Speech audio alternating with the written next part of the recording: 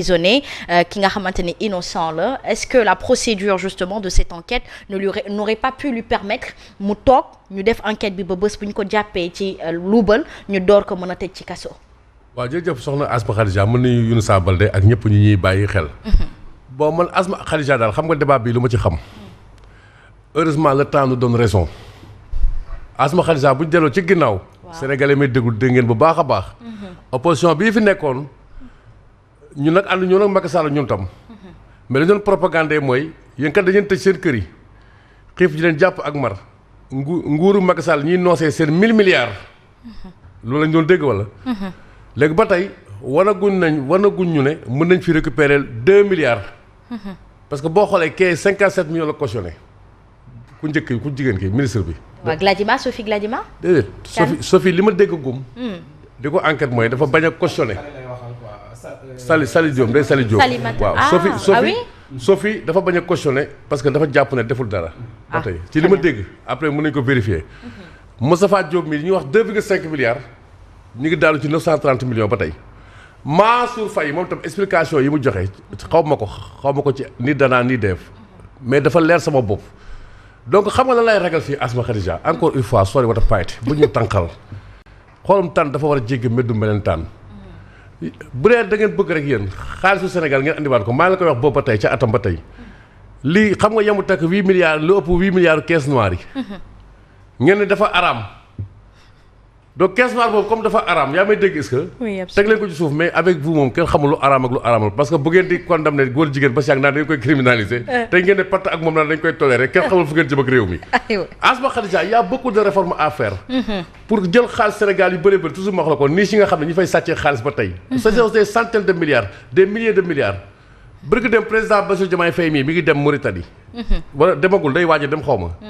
ci mbandu gaz yooyu noonu Ousmane Sonko daf bi muy nekk opposant daf ñu doon wax naan foofu suñu xaalis bu bëree bëri contrat bi signé moom moo dem te bés bu ñu faru dañu koy andi léegi nag daaw balaa ñuy faru ñoom ñu fekk fa benn coow ak Macky Sall mais coow loolu wax nañ ko tuuti rek déggatoo ci dara ñoom tam ban contrat lañ signé ñoom bu ñuy dem ni ñoom ban déggoo lañu am ak Mauritanie ak BP Asma il s'agit de milliers de milliards bokkut ak ay affaire yu ñetti dërëm yii nii vous voyez man je crois que question yooyu rapport yi IGE yi yenn kàngami APR yi nga xam ne nii ñi ngi ñëw tey di fekk Pastef ñu leen doon tudd ci ay affaire u guerre ak affaire u luubal li mooy wax ji de. très bien voilà wax jooju itam bokk na ci Moustapha Diop nekk na maire de Louga Younoussa Baldé ndax il va subir le même sort que Barthélémy Diaz quelque part. waaw on va attendre la procédure parce que fu mu nekk nii dañ ko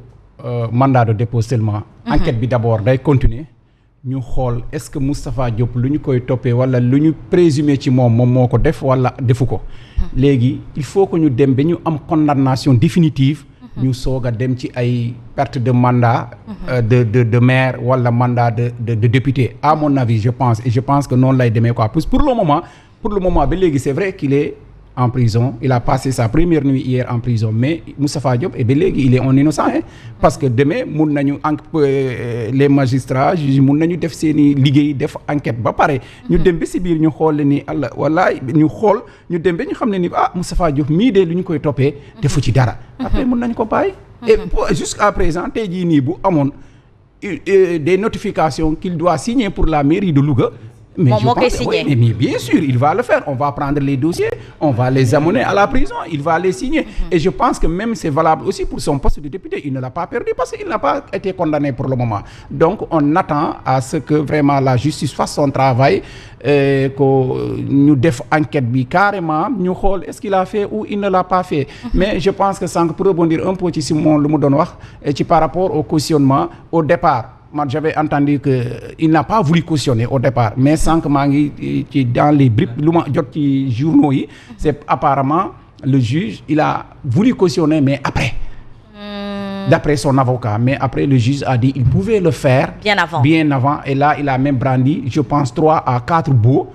qu'il aurait brandi l'équivalent de 932 millions mais le juge a dit qu'il aurait dû faire avant mais l'un dans l'autre pour le moment à mon avis il n'a pas encore perdu ces deux mandats on avait levé l'immunité parlementaire pour que justice mun a accéder ci moom parce que député là on ne peut pas venir rek di convoquer député n'importe comment moo taxoon ñu lever l'immunité parlementaire pour procédure bi àgg mais ça va continuer et ce qu'on souhaite puisque déjà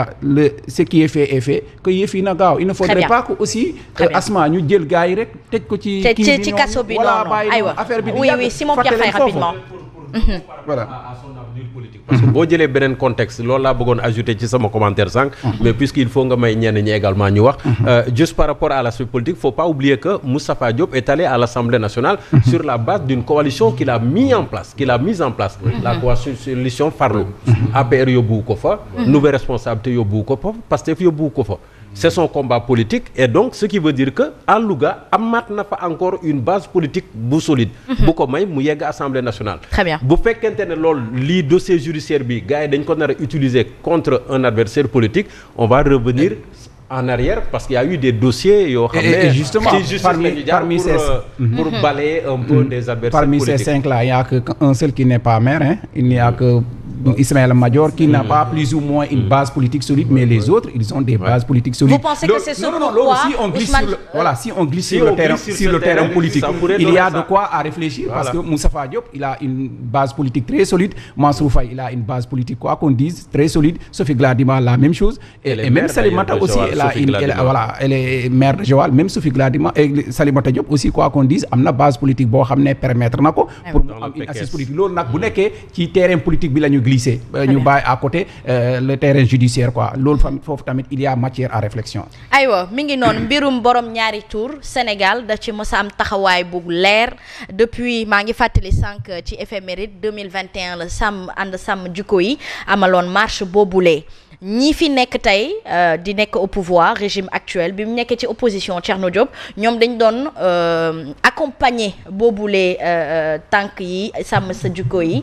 di comment dirais-je sàmm jikko yi doon teg tey marche bi amaat na waaye les discours ont changé gis nañ góor jigéen boo xamante ne jugee na tuggal ñëw Sénégal ndax la premier ministre waxoon ne dañuy tolérer ab góor jigéen moo tax mbirum góor jigéen des fi ba léegi. Asma il faut nga def jeunesse bu débat boobu. ci position Ousmane Sonko.